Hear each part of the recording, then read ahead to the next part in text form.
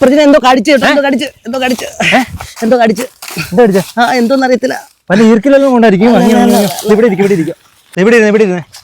കുഴപ്പമില്ല.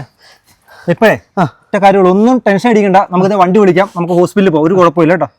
ഇത്ര സാഹചര്യങ്ങൾ ചെയ്യേണ്ടതെന്ന് പറഞ്ഞാൽ എല്ലാവരും പറയും കെട്ടിവെക്കാൻ പറയും. നമ്മൾ കെട്ടിവെച്ചിട്ട് ഒരു കാര്യമില്ല. കാരണം ആ കടിക്കുമ്പോൾ തന്നെ വിഷം ഉള്ളിലോട്ട് പോകും. പിന്നെ ചെയ്യണമെന്ന് വെച്ചാൽ നമ്മൾ ഇങ്ങനെ കെട്ടിവെക്കുമ്പോൾ ഇപ്പൊ ഇവിടെയാണ് കടിച്ചതെങ്കിൽ നമ്മൾ ഇവിടെ കെട്ടിവെക്കുക. അതിന്റെ കാര്യം എന്ന് വെച്ചാൽ നമ്മുടെ മനസ്സിന് എല്ലാം മനസ്സാണ്. മനസ്സിനൊരു ശക്തിക്ക് വേണ്ടിയാണ്, അല്ലെ മനസ്സിൽ ഒരു ഇതിന് വേണ്ടിയിട്ടാണ് ഇങ്ങനെ കെട്ടിവെക്കുന്നത്. കെട്ടിവെക്കുമ്പോൾ ശ്രദ്ധിക്കേണ്ടത് ഒരു സാധാരണ പറയുന്നത് ഇങ്ങനെ ഒരു വിരലിട്ടിട്ട് ആ ഒരു ഗ്യാപ്പിൽ കെട്ടാണെന്ന് വെച്ചാൽ അധികം ടൈറ്റ് ആക്കരുത്. നമ്മുടെ രക്തോട്ടം കുറക്കുക എന്നുള്ളതൊക്കെയാണ് പറയുന്നത്.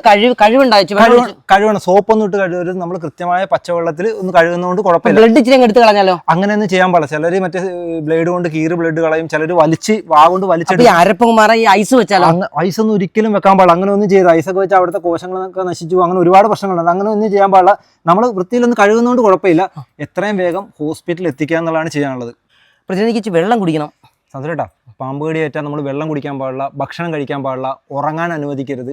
ഇതൊക്കെ ചെയ്തു കഴിഞ്ഞാൽ നമ്മൾ ഭക്ഷണമൊക്കെ കഴിച്ച് കഴിയുമ്പോൾ ദഹനം നടക്കുമ്പോൾ ഹൃദയടിപ്പ് കൂടും. നമ്മൾ എത്രയും പെട്ടെന്ന് ഹൃദയടിപ്പ് കുറക്കുക, നമ്മൾ കാമാകുക. എന്ന് വെച്ചാൽ അത് നടക്കുന്ന കാര്യം അല്ലെങ്കിൽ പോലും നമ്മൾ അങ്ങനെ ശ്രദ്ധിക്കുക. നമ്മൾ ടെൻഷൻ അടിക്കരുത്. ടെൻഷൻ അടിക്കാതെ മാക്സിമം ഇരിക്കുക.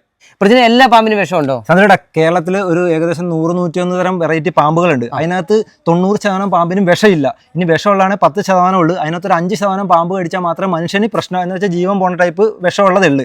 പിന്നെ ഇത് കൂടുതൽ ഇപ്പൊ ഇര പിടിച്ച് അല്ലെങ്കിൽ വിഷമൊക്കെ കൊടുത്ത് കിടക്കുന്ന ഒരു പാമ്പാണെങ്കിൽ, അല്ലെ വിഷം അത് ചീറ്റിയ പാമ്പാണെങ്കിൽ അടുത്ത് നമ്മളെ കടിക്കുന്ന സമയത്ത് അതിന് വിഷം ചിലപ്പോൾ കുറച്ച് വിഷം ഉണ്ടാവുള്ളൂ.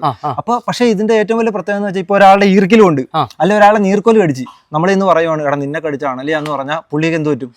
പെട്ടെന്ന് പുള്ളി ചിലപ്പോൾ ആ നീർക്കോല് കടിച്ചാലും ആളുടെ പരിപാടി തീരും. പക്ഷേ ഒരു അണല് കടിച്ച ഒരാളെ നമ്മൾ പറയുവാണ് എടാ ഇത് ഈർക്കിലും കൊണ്ടാണ്, നമുക്ക് എത്രയും പെട്ടെന്ന് ഹോസ്പിറ്റലിൽ എത്തിക്കാന്ന് പറഞ്ഞാൽ അവിടെ എത്രയും പെട്ടെന്ന് ഹോസ്പിറ്റലിൽ എത്തിച്ചാൽ പുള്ളിക്ക് ഒരു ധൈര്യം കൊടുത്ത് കൊണ്ടുപോയാൽ പുള്ളി രക്ഷപ്പെടും. അതുപോലെ തന്നെ ഇപ്പൊ വണ്ടിയൊന്നും ഇല്ലാത്ത വീടുകളാണ് എന്ത് ചെയ്യും? അത് പറയാം. ഇപ്പൊ ഒരുപാട് പാവപ്പെട്ടവരൊക്കെ ഉണ്ട്, അവർക്കൊരു കാർ സൗകര്യം ഉണ്ടാവില്ല, ചിലപ്പോൾ ഉള്ളിലൊക്കെ ആയിരിക്കും വീട്. അവരൊക്കെ ആണെങ്കിൽ ഇങ്ങനെ ഒരു സംഭവം ഉണ്ടായി കഴിഞ്ഞാൽ രാത്രി എന്ത് ചെയ്യും? ഒന്നും ചെയ്യാനല്ല, ഉടനെ എന്ത് ചെയ്യുക? ഫയർഫോഴ്സിനെ വിളിക്കുക, പോലീസിനെ വിളിക്കുക, ഫോറസ്റ്റിനെ വിളിക്കുക, ആംബുലൻസ് വിളിക്കുക. ഇതെല്ലാം നമുക്ക് വേണ്ടിയുള്ള സംവിധാനങ്ങളാണ്, സർക്കാർ സംവിധാനങ്ങളാണ്. അവരെ നിങ്ങളെ എത്രയും പെട്ടെന്ന് ഹോസ്പിറ്റലിൽ എത്തിക്കും. പിന്നെ ഹോസ്പിറ്റലിൽ പോകുമ്പോൾ ശ്രദ്ധിക്കേണ്ട കാര്യം, നമ്മൾ സാധാരണ ഒരു ഹോസ്പിറ്റലിലോട്ട് പോകരുത്. പെട്ടെന്ന് നമ്മൾ ആൻറ്റിവനുള്ള ഹോസ്പിറ്റൽ, നമ്മുടെ വീടിനടുത്തുള്ള ആൻറ്റിവനുള്ള ഹോസ്പിറ്റലിലൊക്കെ സെർച്ച് ചെയ്ത് വെക്കുക. പിന്നെ ഒട്ടുമിക്ക സർക്കാർ ഹോസ്പിറ്റലുകൾ എന്തുണ്ടാവും? ആൻറ്റിവനുണ്ടാവും, അങ്ങോട്ട് പോവുക. പ്രതിനെ ഇപ്പോഴും ഈ മിക്ക കുട്ടികൾക്കാണ് ഈ പാമ്പ് കടി കൂടുതലായിട്ട് കേൾക്കുന്നത്. ഇന്നും ഒരു സംഭവം ഉണ്ടായി, ഒരു കുഞ്ഞിനെയൊക്കെ പാമ്പ് കടിച്ചു മരിച്ചുപോയി. ഈ കുട്ടികൾക്ക് പാമ്പ് കടി കേൾക്കുക എന്ന് പറഞ്ഞാൽ അവർക്ക് അറിയില്ല. ചിലപ്പോൾ അവർ അതുവഴി പോകുമ്പോൾ കടിച്ചാൽ അവർ ശ്രദ്ധിക്കില്ല. ഇവർ രാത്രിയാകുമ്പോൾ ദേഹാസ്വാസ്ഥ്യം അല്ലെങ്കിൽ എന്തെങ്കിലും പ്രശ്നങ്ങൾ, വയറുവേദന, ഛർദ്ദിക്കാൻ വന്ന് ഇങ്ങനെയൊക്കെ പറയുമ്പോൾ അവർക്ക് എന്തെങ്കിലും വെള്ളം കൊടുത്ത് ഇരുത്താതെ അവരെ എത്രയും പെട്ടെന്ന് ഹോസ്പിറ്റലിൽ എത്തിക്കുക. ഹോസ്പിറ്റലിൽ എത്തിക്കുമ്പോൾ ഒരു ഈർക്കിൽ കൊണ്ടാണെങ്കിൽ പോലും ഹോസ്പിറ്റലിൽ ഡോക്ടർമാർ നോക്കട്ടെ, അവർ കൃത്യമായിട്ട് നോക്കി പറയും ഇന്നാണ് സംഭവം എന്ന് പറയുമ്പോൾ. പാമ്പ് കടിച്ചാൽ അല്ലെങ്കിൽ നമുക്ക് സന്തോഷത്തോടെ വീട്ടിൽ പോരാം. ഇനി കടിച്ചാണെങ്കിൽ അതിന് കൃത്യമായ മരുന്ന് കേടാം. എന്തായാലും നമുക്ക് സന്തോഷത്തോടെ മടങ്ങാൻ പറ്റുമല്ലോ. പിന്നെ ഇതിനകത്തൊരു മുൻകരുതൽ എന്ന് പറഞ്ഞാൽ നമ്മൾ എല്ലാ പരിസരവും ഒന്ന് വൃത്തിയായി സൂക്ഷിക്കുക. വീടും പരിസരമൊക്കെ വൃത്തിയായി സൂക്ഷിക്കുക. ജനലുകളൊക്കെ വൈകിട്ടാകുമ്പോൾ അടച്ചിടുക. ഇവർ തണുപ്പ് കിട്ടാൻ വേണ്ടിയാണ് ഈ കയറി വരുന്നത്. ഇപ്പോൾ ഭയങ്കര ചൂടല്ലേ. പിന്നെ ഗ്യാസ് സിലിണ്ടറിന് അടിഭാഗം ഇതെല്ലാം ഒന്ന് ഇടയ്ക്കൊക്കെ ഒന്ന് ചെക്ക് ചെയ്യുക. തലേണയൊക്കെ ഒന്ന് തുറന്ന് നോക്കുക. ഇങ്ങനെ എല്ലാം ഒന്ന് ചെക്ക് ചെയ്ത് നോക്കുക. പിന്നെ ചെരുപ്പ്, ഷൂസൊക്കെ ആണെങ്കിൽ പുറത്ത് വന്നു കഴിയുമ്പോൾ ഷൂവിൻ്റെ ഉള്ളിലൊക്കെ കയറിയിരിക്കുക. അപ്പോൾ അതൊക്കെ കുടഞ്ഞിട്ട് മാത്രം ധരിക്കുക. പ്രജിന്റെ ഏറ്റവും വലിയൊരു പ്രത്യേകത എന്ന് പറഞ്ഞാൽ ഏകദേശം 8 വർഷത്തോളം അദ്ദേഹം ഫയർഫോഴ്സിൽ നിന്ന് ഒരുപാട് കേസുകൾ ഇങ്ങനെ ഇതുപോലെ ഒത്തിരി എടുത്ത് പോയിട്ടുണ്ട്. അപ്പൊ അതുകൊണ്ട് ഇതുപോലെ ക്ലാസ്സുകൾ എടുത്തിട്ടുണ്ട്. ഡോക്ടർമാരൊക്കെ ഒരുപാട് വഴി നമുക്ക് ഇതുപോലെ ക്ലാസ്സുകളൊക്കെ എടുത്ത് തന്നിട്ടുണ്ട്. അവർ എത്രയും പെട്ടെന്ന് ഹോസ്പിറ്റലിൽ എത്തിക്കാൻ